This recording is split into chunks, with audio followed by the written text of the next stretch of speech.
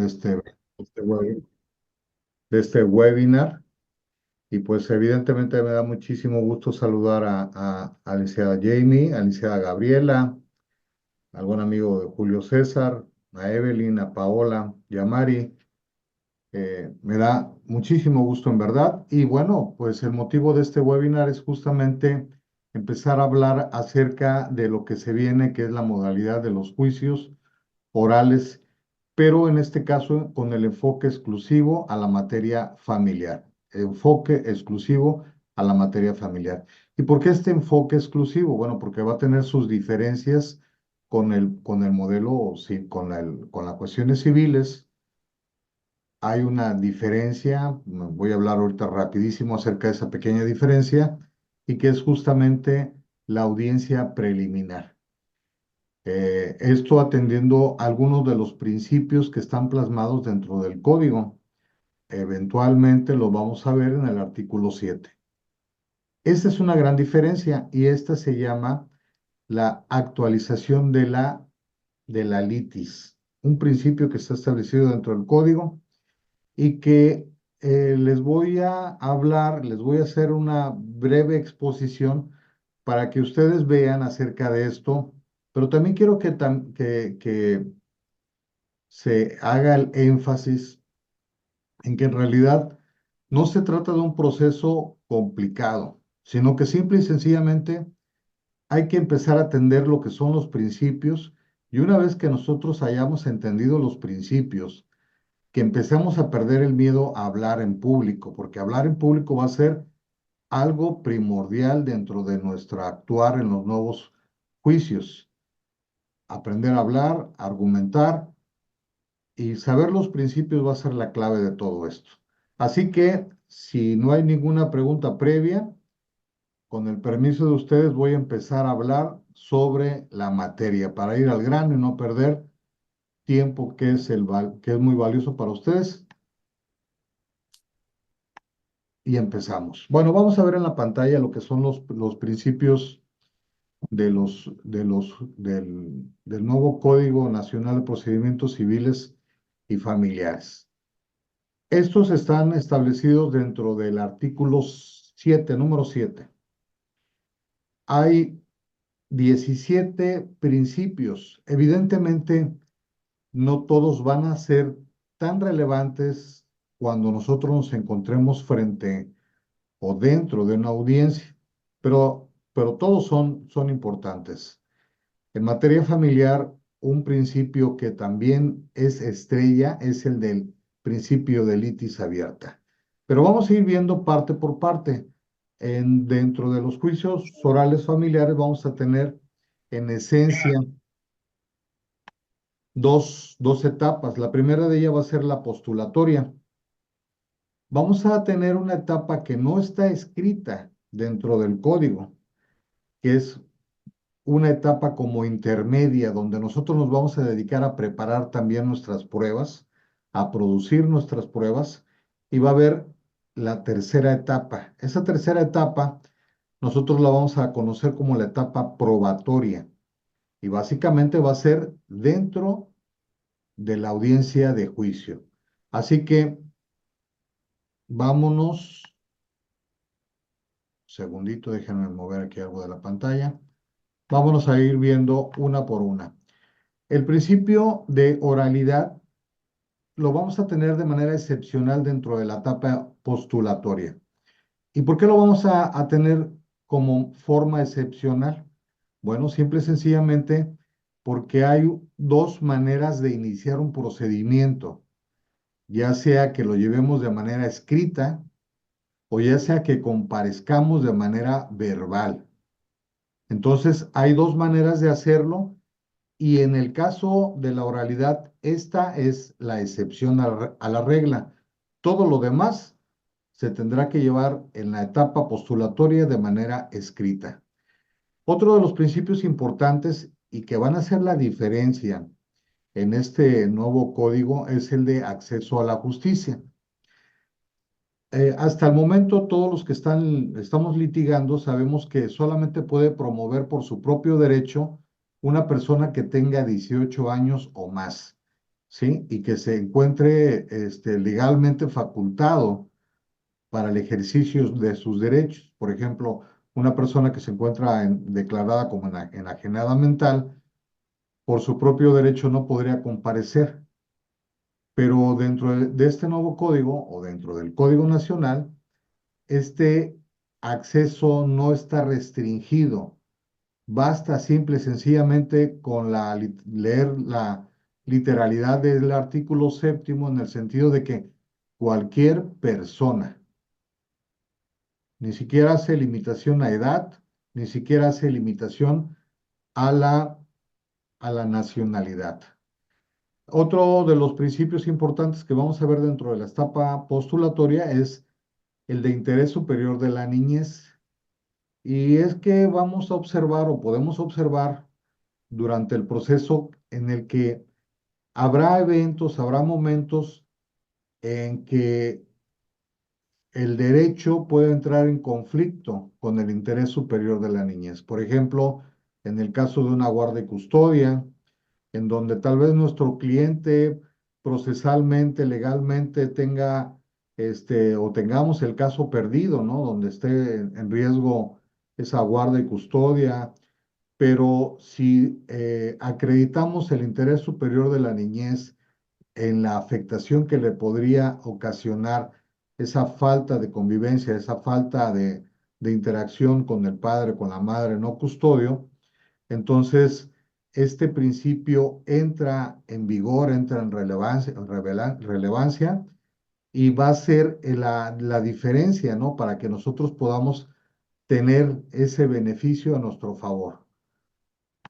La perspectiva de género también va a ser también una situación muy importante cuando, por ejemplo, sobre todo, estamos peleando nosotros una pensión compensatoria, una situación de pensión alimenticia, donde los roles, el género, el sexo, nos hacen también aparentemente quedar en una situación de desventaja y a través de este principio podemos esa desventaja utilizarla a nuestro favor. Ya más adelante la podemos ver en lo general, perdón, en lo particular. Ahorita nada más lo vamos a ver en lo general. El principio de igualdad procesal, bueno, este principio realmente nosotros ya lo tenemos vigente en este momento, que es en el sentido de que los mismos derechos y las mismas cargas que tengo yo, esos mismos derechos y esas mismas cargas también las tiene mi contraparte, ¿no? Yo puedo hacer una demanda, ejercitar una acción, mi contraparte va a ejercitar una excepción. Yo ofrezco pruebas, la otra parte puede objetar mis pruebas y ofrecer pruebas. Yo a su vez puedo objetar las pruebas que él me está ofreciendo y en el desarrollo de la audiencia yo puedo hacer algunas objeciones a las preguntas que mi contraparte pudiera estar haciendo en el desarrollo de la prueba testimonial. Y bueno, en ese sentido, tenemos este principio y la manera en la que va a operar en esta etapa postulatoria. El principio de colaboración, este se va a centrar en el hecho de que el juez va a procurar, va a colaborar con las dos partes para los efectos de que se pueda llegar a un arreglo, de que se puedan hacer convenios en este sentido que pongan fin al litigio. Evidentemente va a haber excepciones a este tipo de colaboraciones o de acuerdos, sobre todo cuando haya habido hechos generadores de violencia que pongan en peligro, por ejemplo, a la niñez. El principio de contradicción, también muy importante. Y aunque en esta etapa lo vemos en el sentido de que, por ejemplo, cuando ofrecemos nuestras pruebas o cuando hacemos nuestros hechos y cuando ponemos algunos aspectos o fundamentamos nuestro escrito inicial de demanda, podemos poner leyes o podemos poner este, algunas tesis de jurisprudencia. Nuestra contraparte, evidentemente, va a poder también hacer lo mismo en este sentido. Es decir, contradecir nuestros argumentos. Eh, Más adelante vamos a abundar en estos cuando lleguemos a la etapa probatoria. A continuación también vamos a estar viendo el principio de preclusión. Y este principio es también algo importante porque nos va a hablar sobre la finalización que tenemos nosotros en audiencia para ejercitar un derecho. Si nosotros dejamos de hacerlo en el momento procesal oportuno, este derecho va a fenecer, se va a terminar y no lo podemos solicitar en una parte más adelante. Un ejemplo, un ejemplo podría ser en el desarrollo de la prueba testimonial. Yo empiezo a hacer el interrogatorio de mi testigo y cuando le hago la pregunta, mi testigo empieza a responder. Entonces, mi contraparte, una vez que mi testigo empezó a responder, dice objeción. Bueno, la objeción era antes de que el testigo empezara a responder la pregunta. Una vez que el testigo empieza a responder la pregunta, el derecho precluyó, ya no lo puede objetar. Entonces tenemos que estar muy conscientes de estos principios que van a ser fundamentales en el desarrollo de las audiencias, del proceso. Ahora, en la etapa probatoria, dijimos que el principio de la oralidad en la primera etapa iba a ser de carácter excepcional, en la etapa postulatoria, y que solo lo podríamos ver al inicio, cuando fuéramos a interponer nuestra demanda de manera verbal. Pero en la etapa probatoria, el principio estrella lo constituye la oralidad, ¿sí? Porque no va a haber un solo documento que sea recibido por el juez, por la Secretaría de Acuerdos o por quien fuera, y que se le dé valor o validez alguna. Simple y sencillamente se va a desechar, porque en la etapa probatoria no existe un documento alguno ya. Pero no se trata tan solo de hablar, sino que dentro del desarrollo del diplomado vamos a ver en su oportunidad lo que son las técnicas de litigación oral, lo que es la oratoria jurídica y lo que es la argumentación jurídica. Tenemos que estar muy metidos en estos aspectos, las técnicas de litigación oral. Por ejemplo, empezar a construir nuestra teoría del caso. Y todos cuando escuchamos la teoría del caso pensamos que nada más estará propia del derecho penal, y no es así. La teoría del caso es propia de todas las materias, pero cuando entramos en un proceso de carácter oral, tiene mucha importancia esta implementación de la teoría del caso. Y la teoría del caso lo vamos a empezar a construir desde la acción, desde los elementos fácticos, desde los elementos jurídicos y desde los elementos probatorios. Y una vez que hayamos construido nuestra teoría del caso, podemos tener la oportunidad también de empezar a practicar, a elaborar nuestro alegato de apertura. Y nuestro alegato de apertura va a ir concatenado con lo que es la oratoria jurídica y con la argumentación jurídica. Y si nos vamos un poquito más allá, también va a tener demasiado que ver con nuestra capacidad, si ustedes quieren, histriónica o nuestro lenguaje no verbal que va a poder transmitir. ¿Transmitir a quién? A la figura más importante, a la figura que tenemos nosotros que convencer con nuestra oratoria y argumentación jurídica, que es sin duda alguna el juez. Ahora, el siguiente principio es importantísimo y exclusivo de la materia familiar. Es el principio de litis abierta. para todos los que estamos en el litigio y los que no, es importante saber e identificar que la litis actualmente se compone solamente de lo que nosotros hicimos, expusimos en nuestro escrito de demanda y lo que nuestra contraparte esgrimió en su escrito de contestación de la demanda. ¿Sí? A eso se va a restringir la litis, mi escrito inicial y el escrito de contestación. Pero con el nuevo código, el principio de litis abierta se va a ampliar hasta la etapa, hasta la audiencia preliminar. Porque en la audiencia preliminar pudieron haber cambiado algunas situaciones de hecho o de derecho que va a permitir que la litis se actualice. ¿Y cómo se va a actualizar? Un ejemplo rápido y claro.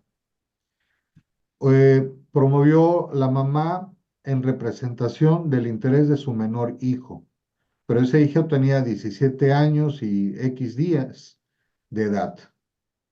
Cuando llegamos a la audiencia preliminar, él ya cumplió los 18 años. Entonces, en este caso, la litis ha cambiado, porque ya no estamos como en la legislación actual, que no podemos hacer la modificación. Aquí vamos a cambiar los hechos y también vamos a cambiar las pruebas. ¿Cuál va a ser el nuevo hecho? Él comparece por su propio derecho a esta audiencia. ¿Y cuál es la nueva prueba? Bueno, la prueba de interés jurídico va a ser el hecho de que va a tener que acreditar el estado de necesidad que no tenía que acreditar cuando era menor de edad. Al estar ya como mayor de edad, tiene que acreditar justamente el estado de necesidad. ¿Y cómo lo acreditamos? Una prueba bastante sencilla va a ser con la exhibición justamente de su constancia de estudios. Entonces, podemos aportar nuevos hechos, modificarlos, suprimirlos, ¿sí? Y también podemos aportar nuevos elementos de prueba, ¿sí? Esto lo vamos a conocer como el intercambio de información de pruebas entre las partes. Y esto es en la audiencia preliminar.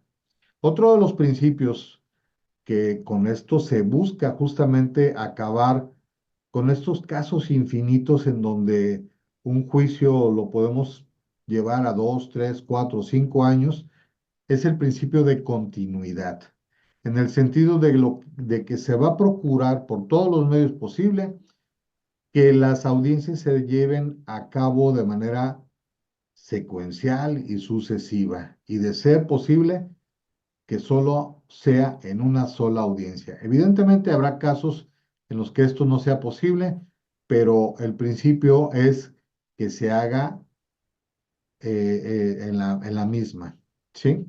Ahora, otro de los principios es el de concentración, y este viene muy de la mano con el principio de continuidad. Es el juez el que va a concentrar toda la información. Ya no va a ser la secretaria, ya no va a ser la Secretaría de Acuerdos, ya no va a ser, no, sino que es el juez el que va a tener justamente esa visión global del procedimiento, del proceso. ¿En dónde? En la audiencia de juicio, en la etapa probatoria. ¿Para qué efectos va a tener esa visión global? Para que al término de la audiencia pueda estar él en la capacidad de emitir los puntos resolutivos. No necesariamente la sentencia, sino los puntos resolutivos. La sentencia, de manera escrita, ya vendrá más adelante. El principio de inmediación también viene muy de la mano con lo anterior. El juez debe de estar inexcusablemente presente en todas las audiencias.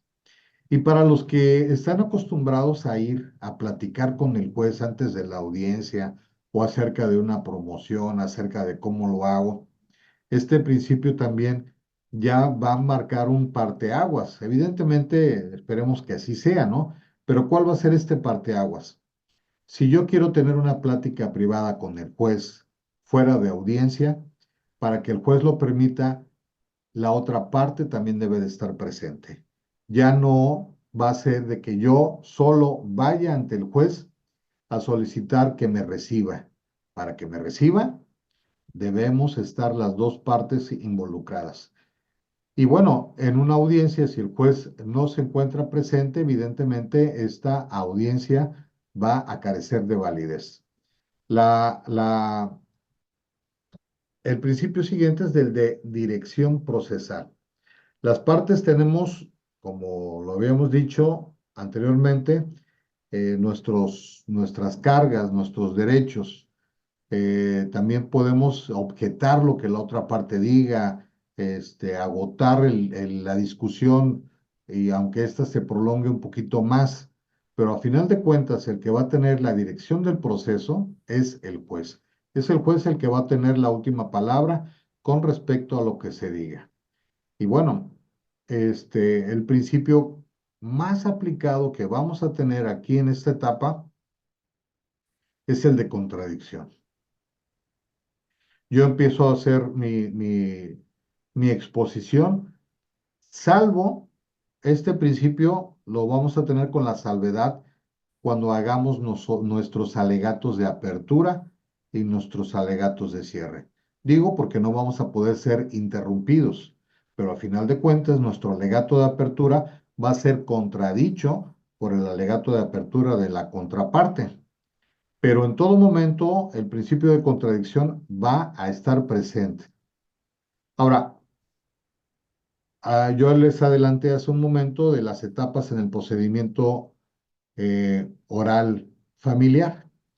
Y aunque el código lo expresa y lo dice que hay la etapa postulatoria y la etapa probatoria, pues no menos cierto que va a existir también una etapa de preparación y que esta etapa de preparación se va a dar al término de la audiencia preliminar donde nos van a dar la fecha para la audiencia de juicio. ¿Y por qué vamos a tener una etapa de preparación? Porque salvo excepciones, ya no va a ser el actuario el que va a llevar a notificar al perito, ya no va a ser el que va a notificar a los testigos, ni que va a inmiscuirse con los terceros, sino que van a ser las propias partes las que se van a encargar de todo esto. Pero va a haber otras funciones adicionales. En la etapa postulatoria la vamos a tener de manera inicial con evidentemente la presentación de la demanda. Luego de ello vamos a tener la etapa de radicación y en la etapa de radicación pueden suceder dos cosas, que nuestra demanda sea admitida o que nuestra demanda sea desechada. Vamos a tener en consecuencia lo que es el emplazamiento. A los 9 días, bueno, vamos a tener la contestación y vamos a tener nuestra fecha de audiencia preliminar. Esa va a ser el proceso. Evidentemente hay partes intermedias en las que nosotros vamos a tener que actuar. Una situación muy importante, por ejemplo, en la demanda y que constituye una novedad en este procedimiento, es que cambia el concepto del domicilio. Nosotros estamos acostumbrados a que tiene que ser el domicilio, es decir, el lugar habitual de residencia de la contraparte en donde puede ser emplazado.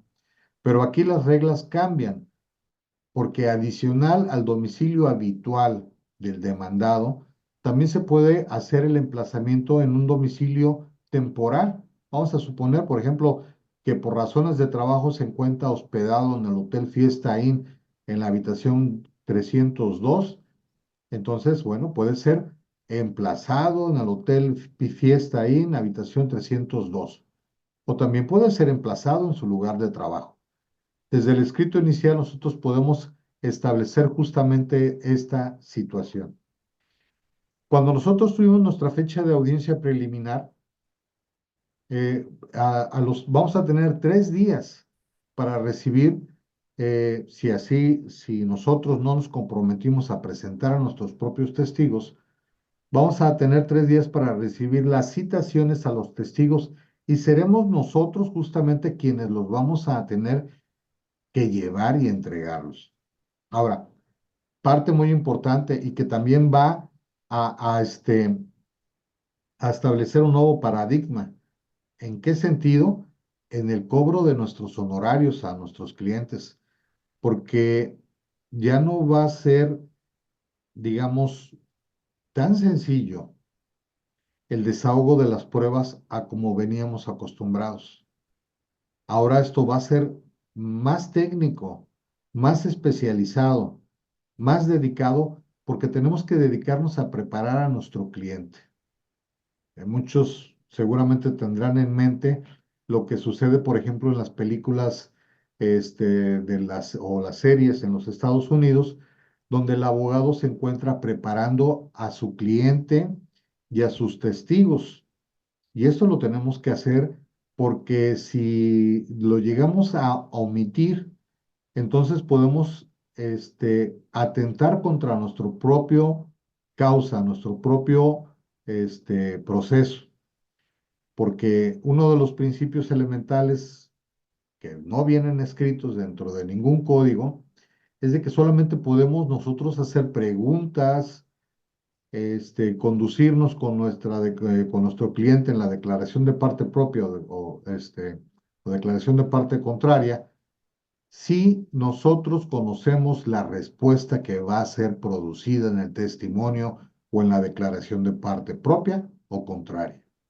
Y si no lo hacemos, entonces le vamos a dar oportunidad a que nuestra parte, pues, tenga más elementos a su favor.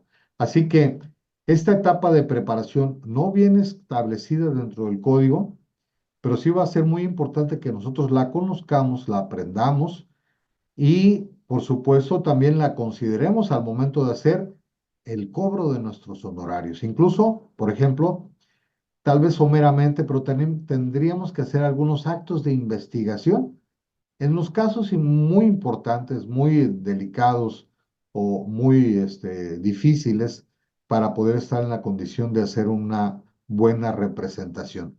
Y también quiero decirles que con esto pues se va a acabar el abogado de emergencia, el abogado que le pagan o que le pagamos a veces porque nos cubra en una audiencia. Porque ahora para poder participar en una audiencia, uno como abogado debe de conocer todo el procedimiento, todo el caso, tanto los hechos de la demanda como los hechos de la contestación, haber estado presente en la preparación del cliente y de los testigos. Porque si llega un abogado a sustituirnos sin tener conocimiento de esto, pues el caso invariablemente va a resultar con una pérdida. Y bueno, la etapa final va a ser la etapa probatoria. En la etapa probatoria vamos a empezar con la audiencia preliminar, donde en esta audiencia preliminar vamos a hacer una depuración del procedimiento, una depuración de hechos y una depuración de pruebas. Depuración del procedimiento, ¿por qué? Porque, por ejemplo, si nosotros estamos demandando un divorcio sin expresión de causa, un divorcio, y resulta que hay un divorcio previo en donde ya fue emplazado, aunque no se haya consumado, no se haya terminado este proceso, en la etapa de depuración del proceso, aquí va a acabar, porque tenemos, siempre y cuando lo hayamos probado en nuestros escritos de contestación de la demanda, de que existe este procedimiento previo, de que nuestro cliente fue emplazado, en la etapa de depuración del procedimiento, el juicio termina ahí y ya no hay nada más que hacer. Ya no vamos a hacer la acumulación, sino que termina y se va para otro lado. Entonces, pueden haber varias excepciones o varias situaciones que haga que el caso concluya en la depuración del procedimiento. De no ser así, el siguiente paso va a ser la depuración de hechos. Ejemplo, eh, estamos en en un juicio donde lo que estamos peleando son alimentos. Yo digo que comparezco en mi calidad de esposa y que en representación de dos menores hijos. Entonces, cuando me contesta la contraparte, me dice, sí, en efecto, yo me casé con la señora y sí, en efecto, tenemos dos hijos. Entonces, depuración de hechos. Hechos que ya no van a ser sujetos de controversia. ¿Cuál es? Me casé, tuve dos hijos. Depuración de pruebas. Bueno, el acta de matrimonio y las actas de nacimiento. Ojo, esto no quiere decir que estas pruebas nosotros nos vamos a desistir, ¿no? Simple y sencillamente se está dando como hecho cierto, como prueba cierta, que por lo tanto es innecesario que se desahogue en la audiencia correspondiente. Ya no la tenemos que desahogar. Por eso estamos haciendo una depuración y estamos haciendo un acuerdo de hechos y un acuerdo probatorio. Después, cuando llega la audiencia de juicio, esta va a empezar con nuestros alegatos de apertura. ¿Y qué es un alegato de apertura? ¿Cómo vamos a construir nuestro alegato de apertura? Bueno, nuestro alegato de apertura se va a componer de varios elementos. En primer lugar, nuestra acción. ¿Mi acción cuál es? Mi acción es de alimentos, ¿sí? Eh, nuestra situación fáctica, de elementos fácticos. Acreditado la relación marital, he acreditado, acreditaré, perdón, el estado de necesidad, se ha acreditado la relación filial. En la etapa procesal se va a acreditar, ¿sí? Los elementos relevantes, jurídicamente relevantes de la acción que nosotros estamos pidiendo y como consecuencia es pertinente que se declare procedente la acción que yo estoy intentando. Entonces, ¿qué es lo que vamos a hacer? Acción, elementos fácticos, elementos de derecho, elementos probatorios. Enumerarlos, no porque en ese momento no los vamos a desahogar. Y a manera conclusiva, que es procedente la acción que nosotros estamos intentando. Hay quienes establecen también como un elemento adicional la excepción que la otra parte está oponiendo. ¿Y por qué no es procedente esa excepción? Pero esto lo vamos a ver a detalle, evidentemente, llegado el momento. Ahora, esta parte es novedosa. Nosotros estamos acostumbrados a que cuando llegamos a la prueba confesional, lo hacemos mediante un pliego de posiciones. Un pliego de posiciones que no son preguntas, son imputaciones. Es decir, son hechos que nosotros estamos considerando que son ciertos y que los realizó la otra parte. ¿Sí? El esquema aquí en esta declaración de parte va a cambiar porque dejan de ser imputaciones para volverse preguntas. Y otra situación importantísima, que no es necesario que sean de hechos propios, también pueden ser referentes a otra parte, a la otra persona. Cuando nosotros en una prueba confesional hacemos una imputación sobre un hecho no propio, la pregunta es calificada como ilegal, se desecha. Pero en este caso, nosotros podemos hacer una pregunta aunque el hecho no sea propio, ¿sí? Podemos, por ejemplo, estamos en la declaración de parte del esposo y le podemos preguntar sobre la esposa y es una pregunta que va a ser calificada de legal. Evidentemente tenemos que hacer una preparación de nuestro cliente. Vamos a ver también lo que son los desahogos de los testigos y de los peritos. Porque la prueba pericial, si bien es cierto que la vamos a presentar con antelación, y la tiene que presentar también por escrito con antelación al desahogo de la prueba, pues no menos cierto resulta que para que ésta sea perfeccionada, se tiene que desahogar en la audiencia probatoria, en la audiencia de juicio, donde nosotros tenemos que primero exponer quién es nuestro perito, si tiene experiencia, en cuántos asuntos ha participado, en dónde estudió, si tiene algún mérito adicional, etcétera. Y después de ello, empezarle a preguntar acerca del desahogo de su pericia, de esta prueba en la que él está, el ex experto, ¿sí? Lo mismo va a pasar también con la prueba testimonial.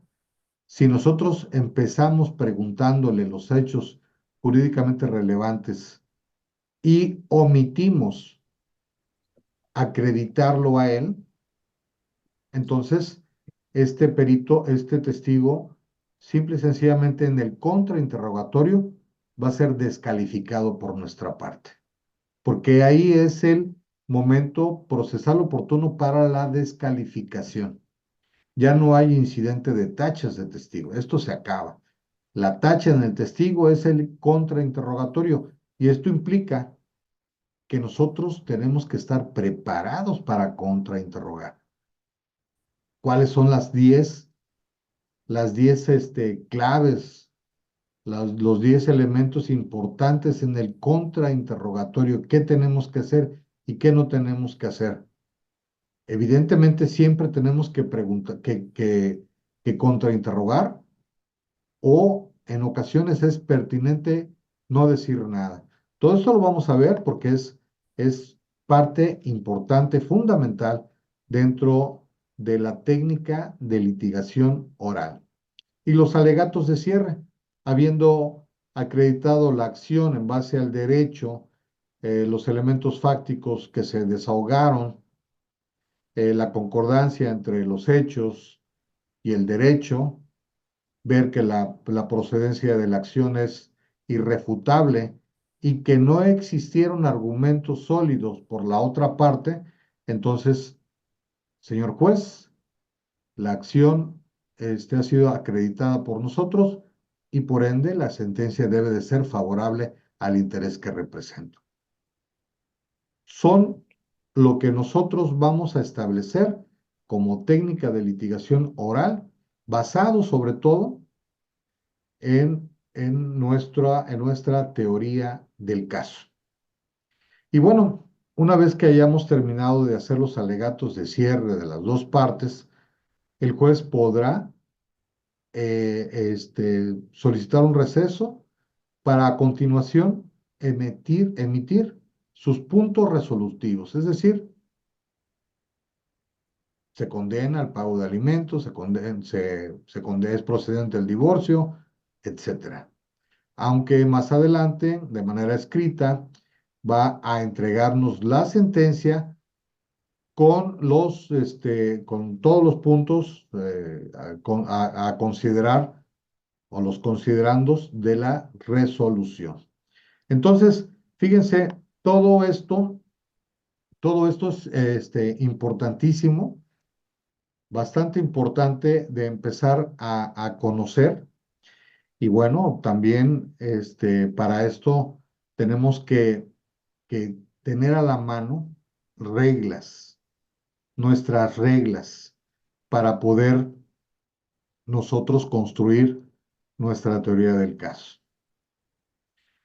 Pero para empezar a construir nuestra teoría del caso, tenemos que empezar esgrimiendo o pensando en nuestros elementos fácticos. Nuestros elementos fácticos son nuestros hechos. Y el primer punto de estas 10 reglas para redactar de manera correcta los elementos fácticos es que solo debemos enunciar hechos que sean objetivos, que beneficien a nuestra teoría del caso y que nos encontremos en la posibilidad de probar. Pero antes de continuar o de seguir con estas 10 reglas para redactar los elementos fácticos. Yo voy a hacer una pausa para preguntarles a ustedes si existe hasta el momento alguna pregunta y por lo pronto voy a dejar de compartir y los voy a escuchar. De no haber preguntas, voy a continuar. ¿Alguna pregunta hasta el momento?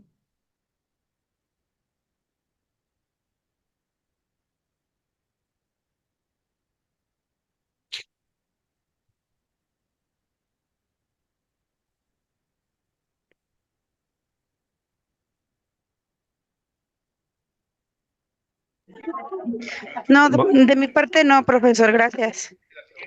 Muy bien. maestro, maestro, buenas noches. Adelante, adelante, buenas noches.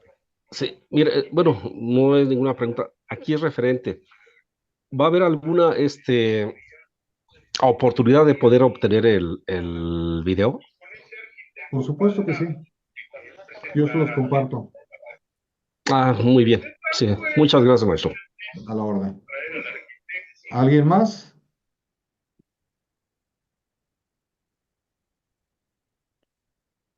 Bueno, entonces vamos a continuar con lo que estábamos viendo.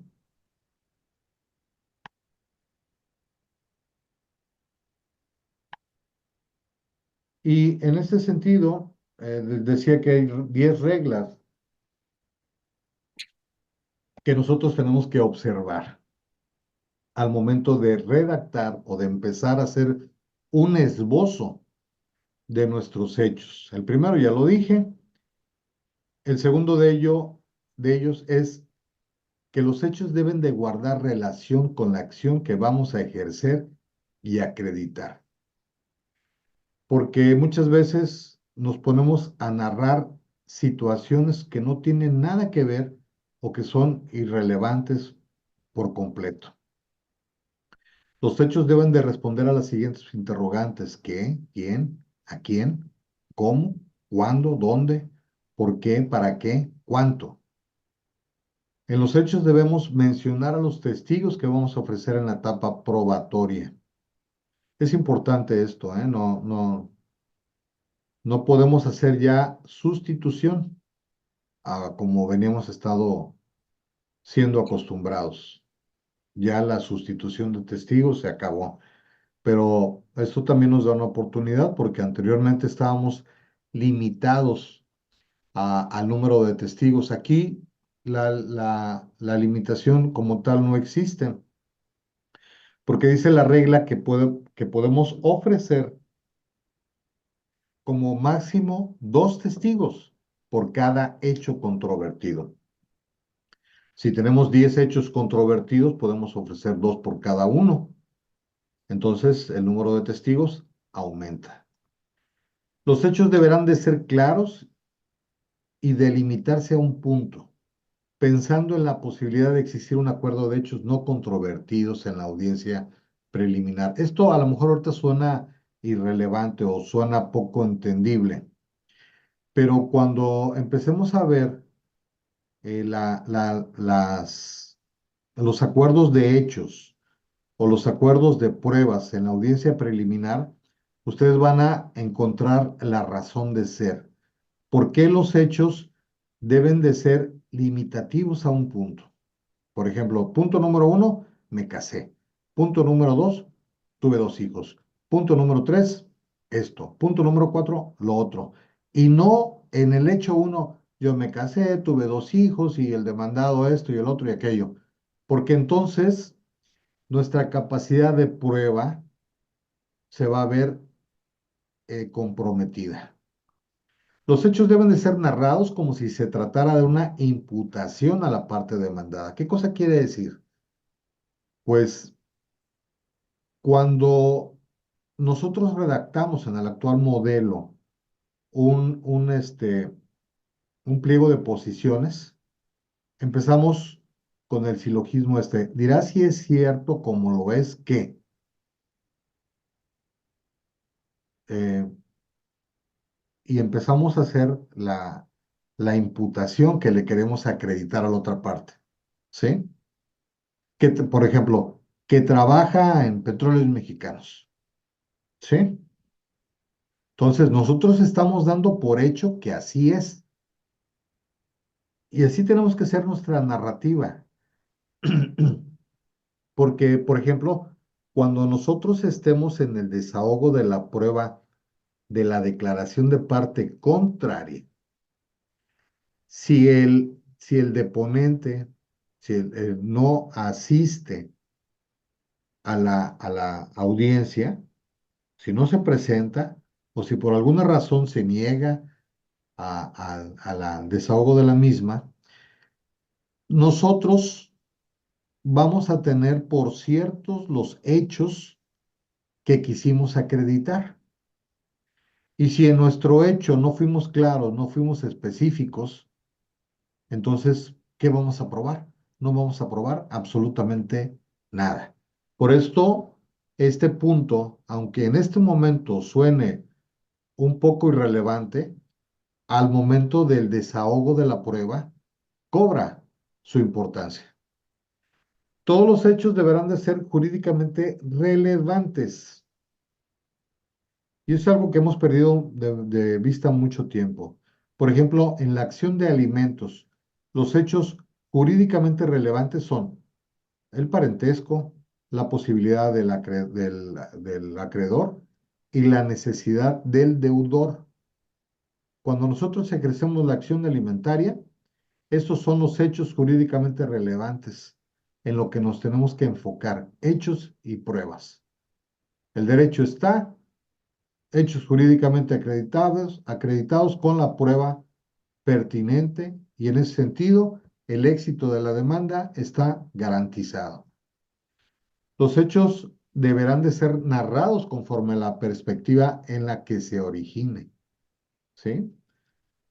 Si mi cliente es menor, si mi cliente tiene una discapacidad, si mi cliente es adulto mayor, si es una persona indígena no hablante, una persona que sufre violencia, etcétera. Desde esa perspectiva hacemos la narrativa de los hechos, porque desde la propia narrativa que nosotros hagamos es como el juez va a ser orientado o lo vamos a llevar a esta orientación para que el asunto sea juzgado desde ese punto de vista, no desde un punto de vista, digámoslo de esta manera, normal. ¿Sí? Y los hechos deben de ser propios de las partes. Esto es indiscutible, pero desafortunadamente existen a veces redacciones en donde los hechos pues, no tienen que ver con ninguna de las dos partes. Y bueno, ya en la parte, digamos, este, casi final de este webinar que tiene como objetivo hacer una invitación justamente para que puedan participar en este diplomado virtual de los juicios orales familiares, eh, los que justamente vamos a empezar en el mes de enero y ya al término les hablaré de los costos de la fecha en la que se inicia, pero hay también reglas para las pruebas y estas 10 pruebas las voy a enumerar rapidísimo y de la siguiente manera. La prueba debe de ser relevante. ¿Qué cosa quiere decir? Importante. No, no, no tiene caso que ofrezcamos una prueba si no cumple con este objetivo. Dos, debe de ser correctamente ofrecida. Si estamos hablando de la declaración de parte contraria y decimos que la relacionamos con el hecho número 3 y que con esta prueba queremos acreditar, por ejemplo, el estilo de vida o la capacidad económica del, del deudor alimentario, entonces tenemos que hacerlo de esa manera, porque si omitimos el por qué o el para qué de esa prueba o la relación con el hecho, entonces esa prueba está perdida. La prueba debe ser correctamente ofrecida, debe de ser fiable, ¿sí?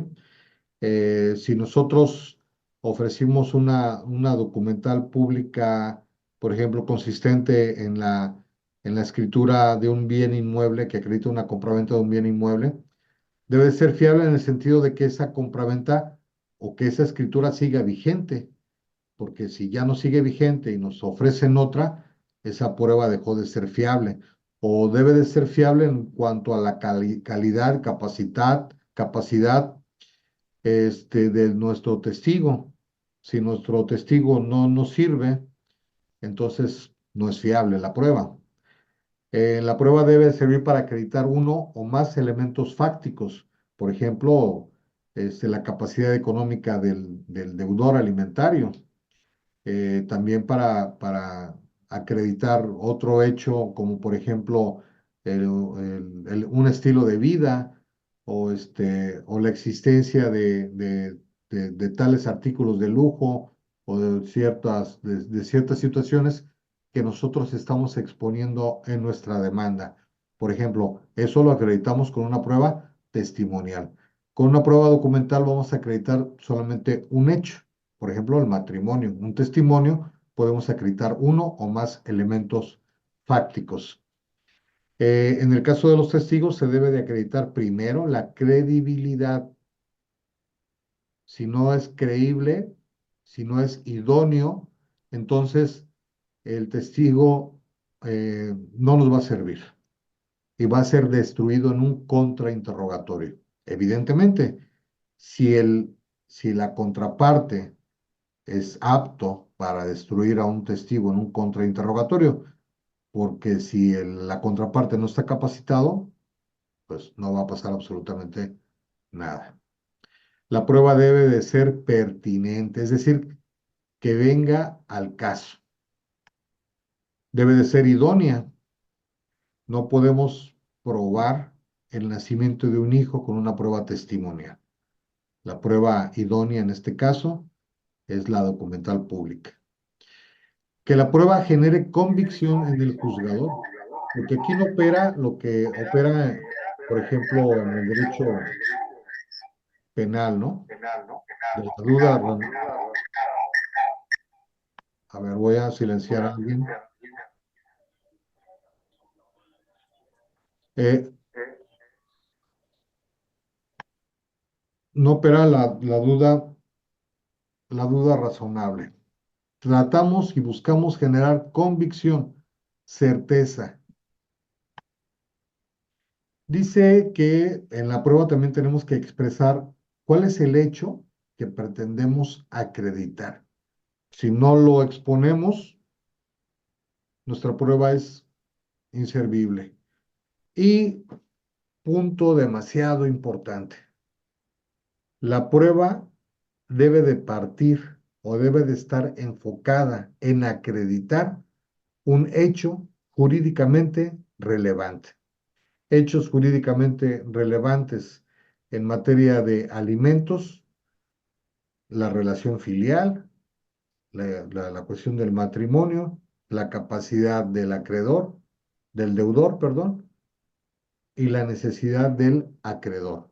Esos son hechos jurídicamente relevantes, ¿sí? Entonces, ¿hay alguna pregunta al respecto?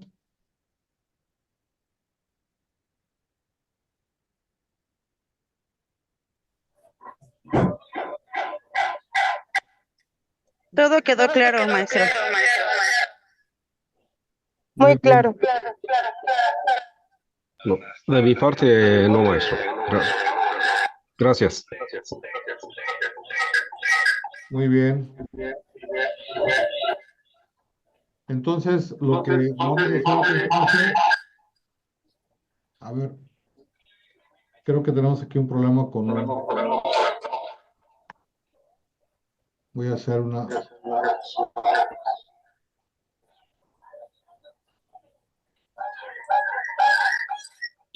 voy a silenciar algunos.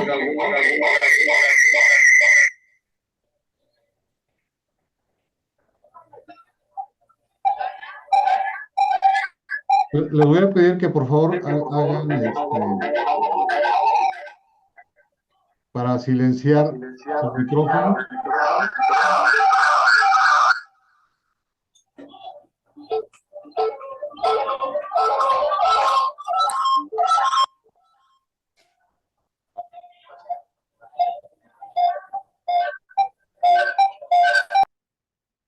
Ya. Bueno, ahora vamos a compartir otra pantalla. Quiero que puedan observar también otra información. Esta viene generándose desde mi sitio de internet, que es abogado.oscar Edgar Hernández, y es justamente la invitación para participar en este diplomado de los juicios orales en materia familiar.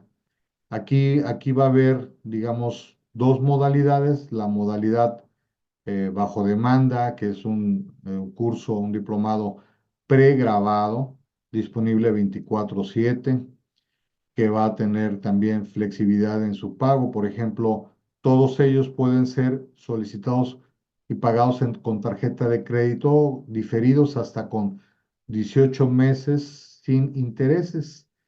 Y también para quienes lo desean pagar, por ejemplo, este, en parcialidades, el curso presencial, el curso en vivo, que tiene un costo de 5,000 pesos, puede ser pagado por cada sesión, es decir, un monto de 834 pesos, o bien pagado a 18 meses sin intereses. Entonces vamos a tener dos modalidades: el 24/7 pregrabado y las sesiones en vivo, que van a ser en dos diferentes días y horarios, dependiendo de las necesidades y las posibilidades de cada uno de las personas que se encuentren interesadas. Por ejemplo, los días viernes de las 4 a las 8 de la noche, iniciando el día 3 de enero. El día 3 de enero podemos hacer incluso un cambio para una semana después. Y la opción 2, que serían los días clases los días sábados, en un horario de 10 a 2 de la tarde. En ambos casos son 5 sesiones en total. Entonces, si lo quieren hacer así, aquí está el sitio, la página, para que nos podamos, digamos, coordinar. Lo puedan ustedes pagar a meses sin intereses, o pagarlo, eh, si lo hacen en vivo, sesión por sesión. Hay opciones disponibles. Y bueno, me gustaría decirles que este diplomado, una de las ventajas que va a tener es que va a partir de situaciones prácticas, y vamos a poder nosotros también ver otras cosas muy importantes, bastante muy importantes, que les voy a decir ahora en qué consisten. Vamos a tener prácticas para interrogatorio de testigos. Vamos a tener prácticas para interrogatorios a peritos.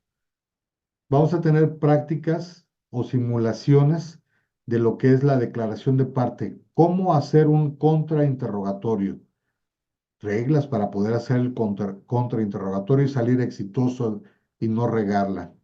Vamos a tener lo que son técnicas de interrogatorio, técnicas como las de looping, etcétera. Aquí hablaré en lo general, en el diplomado hablaré en lo particular.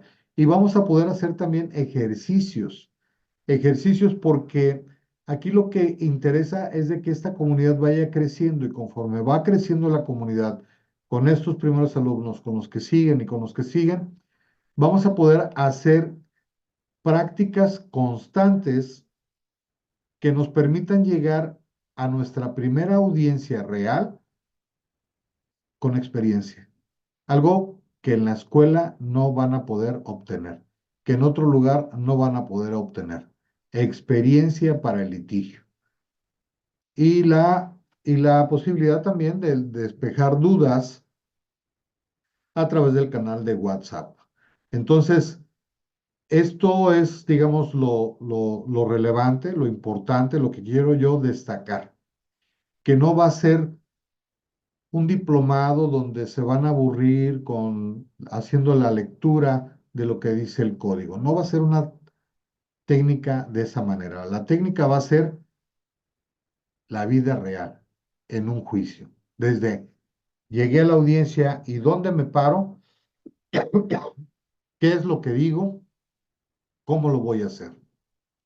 para que cuando ustedes les toque tener su primera audiencia, a tener su primer cliente, su primer caso, lo hagan justamente con la experiencia que ya tuvieron en este diplomado y con las actividades que va a haber de manera subsecuente, de manera gratuita dentro de esta comunidad que empieza a partir del 2025. Yo estoy abierto por si tienen alguna pregunta, algún comentario, alguna duda, a sus órdenes. Maestro, perdón, otra pregunta, es que pasó muy rápido aquí, en este caso, donde vienen ¿cómo se llama? Las sesiones, horarios. Esto, bueno, se puede decir, la primera opción es de viernes de 4 a 8. El siguiente es el sábado, bueno, la segunda opción es del sábado de 10 a 2 de la tarde y la tercera se puede decir que es de 7, está abierto. Aquí en las dos primeras opciones, ¿cada cuándo sería? Bien, la primera opción es viernes de 4 a 8. Son 5 sesiones y empezando el día 3 de enero del 2025. ¿Sí? La segunda opción o la segunda clase, pues el grupo. El segundo grupo es sábados de 10 de la mañana a 2 de la tarde. ¿Cuándo es el primer día? El 4 de enero. ¿Sí?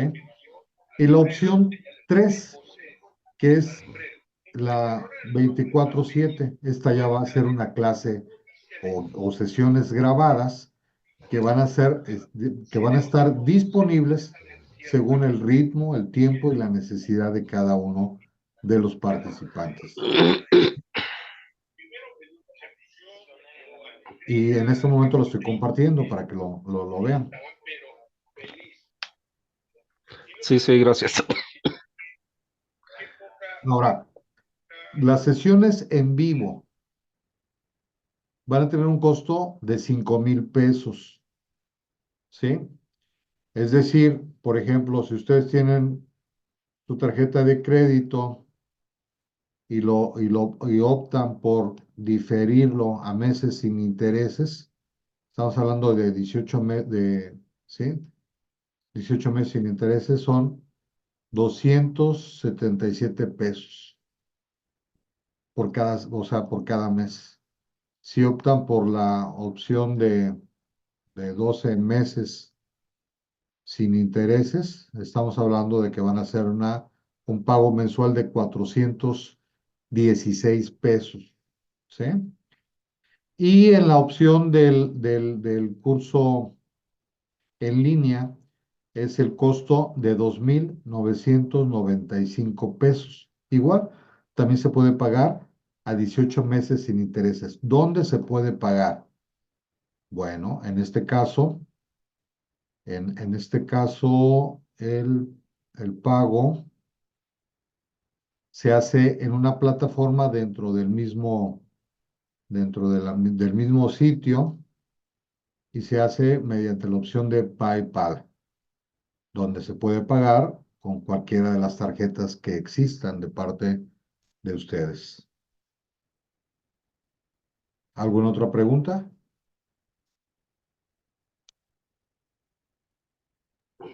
No, maestro, gracias de mi parte. Buenas noches, yo tengo una duda. Sí, adelante. Para la opción de tomar bueno, grabado o pregrabado el curso, ¿cuánto tiempo va a estar en la plataforma? No, ese se queda permanente.